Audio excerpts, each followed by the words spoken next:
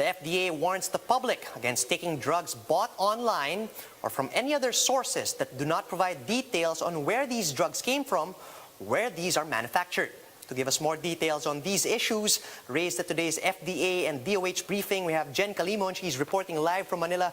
Good afternoon, Jen. Let's start with the FDA, who mentioned that Ivermectin is currently not being sold in any drugstore anywhere in the Philippines. If so, then where did these volunteer doctors source these medicines that were said to have been prescribed and distributed at this recent event in Quezon City? Well, Charles, that is where the investigation of the Food and Drug Administration will revolve. According to FDA Director General Eric Domingo, Ivermectin is not yet available commercially, so one cannot easily buy Ivermectin from drugstores. The only way to get this legally is once it is prescribed by a doctor. An authorized pharmacy will make medicines through compounding. So Domingo warns the pharmacy selling Ivermectin illegally that they may face sanctions once apprehended. Right.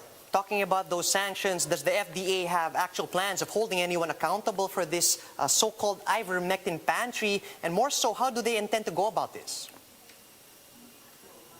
Well, Charles, the FDA is still making an investigation on this, and they are checking if any rules have been violated. FDA also clears that their focus is to check the safety and efficacy of Ivermectin and to hold the doctors and the pharmacies who are prescribing it accountable. It is beyond their jurisdiction to give sanctions to politicians who are pushing to use Ivermectin.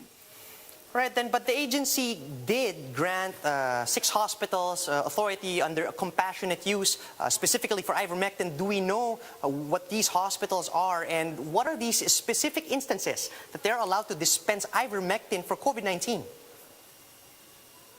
Yes, Charles, the FDA has compassionate special permit for medicines to manage COVID-19, which are still under investigation. They do not still recommend the use of Ivermectin because there is no solid evidence yet to say that it really works. So at least 6 hospitals have been granted compassionate special permits to use Ivermectin to treat COVID-19 patients. So Domingo said this compassionate special permit specifies how many doses of medicines can be used and how long patients may take it.